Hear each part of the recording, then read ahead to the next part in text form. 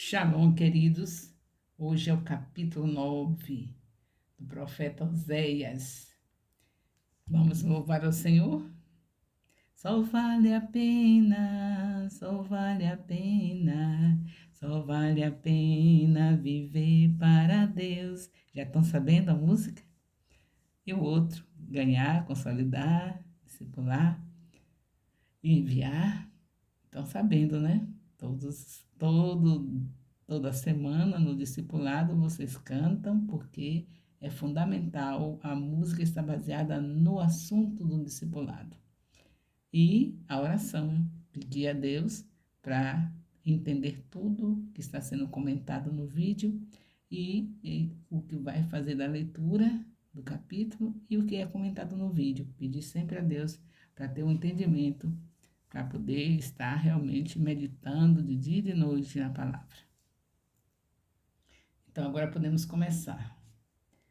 Em Oséias, capítulo 9, o Senhor Deus diz a Israel que não há motivos para alegria, visto que eles decidiam viver longe do Senhor.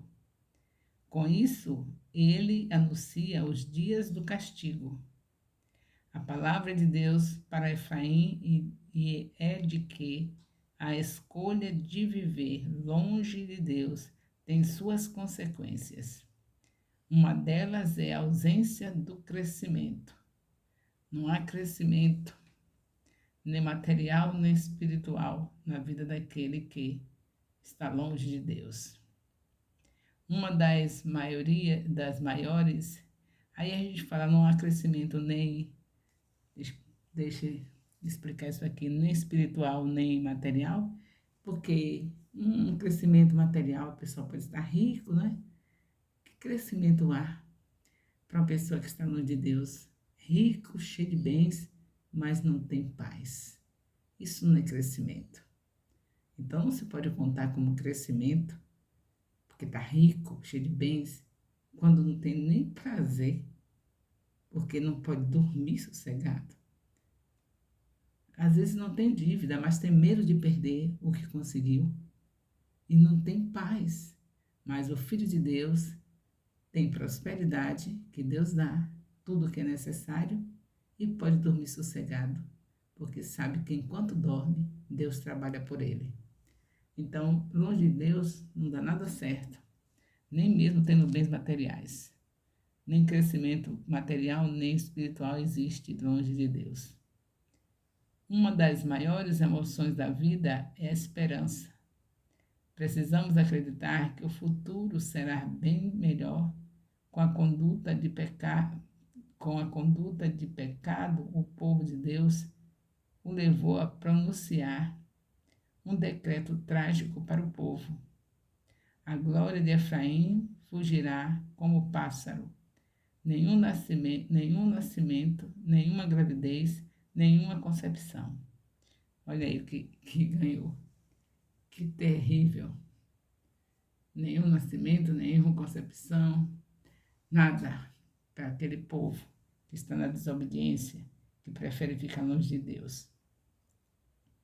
Ou seja, toda esperança e expectativa deles seria frustrada. A capacidade de sonhar e crescer foi tirada. Precisamos amar Deus e estar atentos às palavras que saem da sua boca. As palavras de Deus nos mantêm vivos e com esperança. Elas nos ajudam a esperar em Deus com um futuro melhor. As palavras de Deus são assim, ela nos ajuda, não é? Já imaginou a pessoa estar enfermo e ver no livro, nesse santo livro, escrito em Mateus, capítulo 10, de 1 a 2, olha que coisa linda, dizer, o nosso Deus diz que Ele cura toda doença e toda enfermidade. Como se pode viver longe das palavras de Deus? Só temos que tirar o errado, que não é só para viver perto desse versículo, Mateus capítulo 10, versículo de 1 a 2, mas é para conviver com a palavra toda. Tem aqueles que não querem nada, nem abrem o livro, e aqueles que só abrem para decorar versículos que seja para satisfazer as suas necessidades materiais. Mas a gente precisa dos versículos, toda a Bíblia, para as necessidades espirituais também, principalmente as espirituais. E com essas vem as demais coisas para uma pessoa que está sendo suprida nas suas necessidades espirituais, que vive com Deus. É claro que ele não vai querer deixar também a parte material, que é saúde também, física, até mesmo porque uma coisa tem a ver com a outra. Se eu tenho saúde, eu sou o templo do Espírito Santo, eu vivo dirigida pelo Espírito Santo, ele quer me levar naquele lugar tão distante que tem pessoas marginalizadas. Eu sem saúde, eu vou lá? A gente com saúde já tem medo, né? Não, imagine sem saúde, chegar no lugar que vai estar sujeito a uma balinha perdida, e aí chega lá já com o coração, às vezes a pressão alta, ou com um problema esse ou aquele, não tem condição, né? Atrofia toda a obra do Senhor. Então a gente quer também saúde. E Deus quer dar saúde. Ele diz que cura toda doença e toda enfermidade. Eu quero fazer uma perguntinha. Vocês viram os apóstolos tendo problemas de saúde? Eles tiveram sofrimento, mas foi por causa do Evangelho. Eles eram colocados em calabouço, eles eram tirados a cabeça, eles eram crucificados. O sofrimento deles foi por causa de pregar o Evangelho, as perseguições que havia por causa deles pregarem a palavra. Mas eles não estavam se queixando. Se tivesse, a Bíblia registrava, né? Oh, meu fígado, oh, meu fígado. Nós tivemos um registro, que eu conheço bem, que eu me lembro, de Timóteo, que tinha fortes dores de estômago. Mas não foi aqueles discípulos direto escolhidos por Jesus, que estavam naquela convivência com ele. Você não vê Pedro se queixando. A sogra dele, sim, estava com febre, mas ele sempre saudável. Por quê que eles estavam sempre saudáveis? A palavra é vida, a palavra é saúde, a palavra é tudo para nós. Então, com certeza, quando eles tinham uma dorzinha, não deu nem para se queixar, viu, queridos? Porque não dá para se queixar. Aí eles tinham, com certeza, algum momento que sentiam alguma coisa, mas só que eles sabiam que eles viviam com Jesus e sabiam que Jesus curava toda doença e toda enfermidade. Então, só era imediatamente. Eles tinham a presença do Senhor ali com eles, diziam, olha, com certeza eles diziam, olha, Satanás, eu estou com aquele que cura toda doença e toda enfermidade. Estou andando com ele e você não tem nenhuma vitória sobre a minha vida. Pode levar de volta seu espírito de enfermidade, pelo poder do nome do meu Senhor que anda comigo há 3 anos nesse ministério. Pronto. Ele não se queixa. Não tem registrado assim em algum momento que ele disse, oh Jesus, eu estou com dor de barriga. Oh Jesus, não, se tivesse, falava, né? É porque eles eram assim. Automaticamente, eles falavam com Deus, em nome de Jesus. Certeza. É simples a vida da pessoa que anda com Deus. Ela já sabe o que vai fazer. Não vai ficar se escandalizando por uma dor na barriga, por uma dor na cabeça, por uma dor no peito, por uma dor no braço. Ela sabe o que fazer. Ela não vai atrofiar a obra do Senhor por causa de um sintoma que Satanás trouxe sobre o seu corpo, porque tudo que não presta vem dele. E nós temos o nome de Jesus para mandar embora. Então a gente vai embora, pelo poder do nome de Jesus. As minhas células estão blindadas pelo sangue de Jesus. Os vírus, as bactérias, os germes, só prossegue aqui na minha vida só se for porque o Senhor Jesus queira que seja desse jeito que eu saia da terra. Porque ele pode tirar da terra sem precisar nada disso. Não é isso? Ele pode. O anjo vem de lá, puxa a mãozinha para cá, chama você, ou eu, e a gente vai embora. Você viu doença em Moisés? Moisés precisou de uma doença para poder sair da terra? Enoque precisou de uma doença para sair da terra? Ao contrário, foi arrebatado. Então, agora só precisamos andar na dimensão que eles andaram. Numa comunhão com Deus, numa intimidade com Deus, amando a Deus, não fazendo as coisas forçadas. Para fazer as coisas para o Senhor, tem que ter um líder na frente, em tempo de explodir, de tanto dizer: venha, venha, façamos, façamos. É que a pessoa fica sem saber onde acha tanto fôlego para estar todos os dias falando e a pessoa no mesmo, no mesmo, no mesmo. A gente não precisa disso. Será que precisa? Porque sabemos que Deus foi quem determinou, está tudo na Bíblia. Ide e fazei discípulos. Não foi o líder está apenas lembrando. Mas não precisa cansar o líder, não. Vai ficar todo dia lembrando, porque a obrigação do líder é lembrar, senão Deus cobra dele. Ele diz assim, Deus deixou na palavra escrita assim: eu sei que eles não vão dar atenção, mas é para falar. Você já viu isso? Espero que já tenha visto, porque a Bíblia, quem já leu a Bíblia toda sabe a coisa, viu? Eu não estou me lembrando qual é a passagem bíblica, mas eu sei que está escrito: eles não vão ouvir, mas é para falar. É assim que o Senhor faz com os profetas e as profetisas. Ainda avisa que eles não vão ouvir. Não vão dar atenção a você, não. Ouvir quando fala é obedecer. Não vão ouvir, não. Não vão obedecer, não, mas é para falar. Por que Deus diz? Que é para poder os juízos, o castigo ser maior. Quanto mais você ouve e rejeita, quanto mais foi dado, mais cobrado é.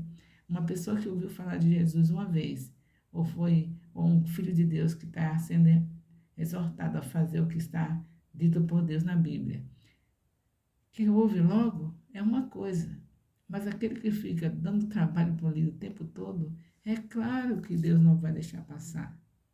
Não vai, porque ele tem os filhos dele para fazer as coisas produtiva, não ficar o tempo todo num lugar só, fulano isso, ciclano isso, vamos, vamos, faça, faça. Quando sabe que Deus está mandando, está na Bíblia o que o líder está falando, ide e fazer discípulos. Eu não tenho que estar estudando teologia para dizer, não, mas não é bem assim. Não é bem assim. Vá estudar essa teologia e dizer que não é bem assim. Se não fosse bem assim, você não estava salvo nem eu. É assim mesmo, porque foi assim que chegou o Evangelho até nós, com aqueles 12 apóstolos fiéis que não pararam, evangelizaram todo mundo conhecido em 300 anos. Nós temos 2000 anos e ainda não conseguimos nem os nossos parentes. É brincadeira? Ainda não é bem assim. Não é bem assim, é assim mesmo. Você tem alguma outra explicação para essa palavra? Ide e fazer discípulos? Não tem desculpa. Ah, mas eu não posso por isso. Não tem desculpa. A começar da sua família e os filhos que estão nas suas mãos todos os dias. Por que eles precisam ir para uma salinha no domingo, quando eles podiam ficar sentados com os pais se aprendesse a fazer isso em casa para estudar a palavra?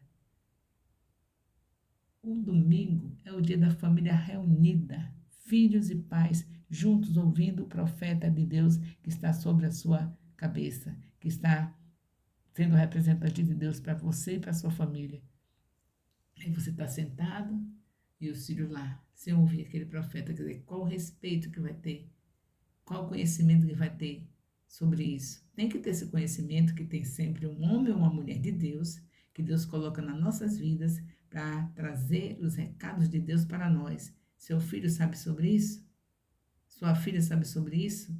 Não sabe, porque o que ela conhece é uma salinha onde ela fica com a titia, e quando fica na adolescência, fica lá na porta do templo e não entra porque nunca foi acostumada a sentar com seus pais para ouvir a palavra. Não estou contra ter momento de estudos apropriados, com figurinhas, com coisas engraçadas para a criança, mas tira o sábado. Quem está vocacionado para ensinar a criança, todos os vocacionados, se são sacrificados. Não dá presente barato para Deus. Se Deus chamou, não tem como. Se eu fui chamada para a palavra, eu estou qualquer hora, madrugada, de tarde, de noite, o tempo todo com essa palavra na minha boca e passando para aqueles que Deus me entregou.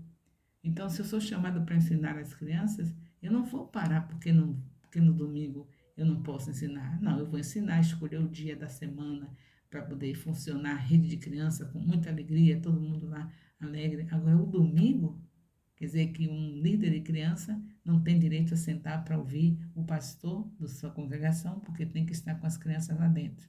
Não está vendo que isso não está correto? As crianças pequenininhas ainda têm uma razão. Mesmo assim, se for criada desde pequenininha, desde o ventre, ouvindo, mas a gente sabe que tem pessoas que não tiveram o privilégio de ter seus filhos desde pequenininhos já ouvindo o Evangelho, já aceitaram Jesus quando os filhos já crescidinhos. Para essas pessoas se abre uma oportunidade, mas não seriam tantas tias, seria uma classe especial para aquelas pessoas que estão chegando como visitante, com crianças, aquelas pessoas que não aceitaram Jesus e os filhos já estavam, não tiveram o privilégio de ter crescido ali desde pequenininho já sentando para ouvir a palavra.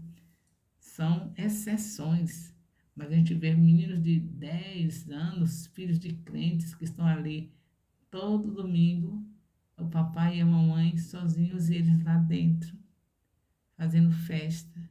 A festa do domingo e a família junta, todo mundo estudando a Bíblia junto com o seu profeta, o líder daquela congregação.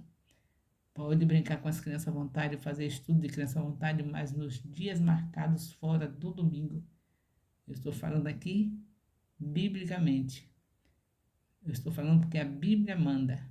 A Bíblia diz que o dia do domingo, a gente sabe que é o dia que Jesus ressuscitou, nós trocamos, em vez de ser o sábado literalmente, porque a palavra sábado é descanso, o dia que eu tirar para descansar, esse é meu sábado. Então, domingo, eu e minha família sentado ouvindo a palavra, minha família está incluída meus filhos. Se eu faço o que está escrito em Deuteronômio 6, de 4 a 9, não vou ter nenhum filho que não queira ficar comigo sentado, ouvindo o profeta falar, que é aquele líder daquela congregação. Agora, as titias pode ouvir também, agora não vai ficar presa numa sala com eles, agora tira o dia que ela quer, que pode, sábado, feriado, para trabalhar com as crianças à parte, à vontade. Pode passar o dia todo até se quiser, num feriado de um sábado, mas não no domingo. Meu Deus, como a gente precisa, né? Precisa muito viver essa palavra aqui. E a palavra que diz que é para ensinar os filhos o caminho que deve andar. Está incluído o filho aprender que tem que ouvir o pastor da sua família, da sua igreja. Ensinar o filho o caminho que deve andar. E ele não conhece saber o que significa sentar em frente do líder, do homem de Deus ou a mulher de Deus, para ouvir a voz de Deus. Já perdeu muito por aí. Perde muito. Sabe que na sala é diferente, na salinha é diferente. É um momento especial, apropriado para eles brincarem, para aprender a Bíblia brincando, mas precisa de aprender a Bíblia também sério. Tem os dois lados. Sentar, eles podem até não entender como vocês pensam, mas na verdade não tem nada que a criança não entenda. Eu entendi a Bíblia com 7 anos de idade, com o capítulo 12 de Êxodo, e me converti. Será que eu tinha uma estrelinha na testa? Ou qualquer criança que ouvir a palavra, que tiver alguém que tenha coragem de pregar a palavra para ela, não entende? Entende. Claro que entende. Se não entendesse, Deus não ia colocar Deuteronômio 6, de 4 a 9, e dizer que é para inculcar essa palavra na cabeça da criança. O que é que tem no Pentateuco? Que seja assim, gracioso, assim, a gente acha bonitinho, uma historinha, tem? Levítico, cedo e cordeirinho sendo mortos no lugar por causa do pecado do homem. Não tem histórias bonitas, mas não é beleza material, é beleza espiritual. A Bíblia é espiritual e a criança é espiritual. Depois do pecado, depois que ela chega numa idade que não é mais inocente, é que ela passa a ser, tem que se converter para poder ser espiritual. Mas antes disso, é espiritual. Ela só se liga na coisa do espírito, ela aprende rápido. Louvado seja Deus. Então, eu estou falando dos probleminhas aqui, né? Falando de Osés, você sabe que eu tenho feito só analogias, porque vocês têm a Bíblia na mão com o capítulo completo para ler. Não tem assunto aqui difícil, se tivesse as partes difíceis eu sempre procuro explicar, mas a maior parte do tempo eu fico fazendo analogia da situação de Israel com a nossa situação. Precisamos realmente buscar a Deus, ouvir a sua palavra de dia e de noite meditando. E aí não perdemos nada em fazer analogia, porque se a gente não se despertar para o que temos que fazer, para não sermos iguais a Israel, vamos chegar na mesma situação. O despertamento aqui é esse.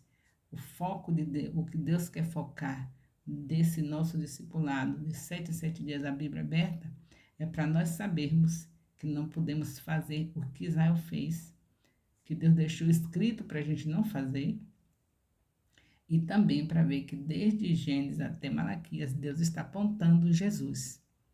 Isso é a base do nosso estudo.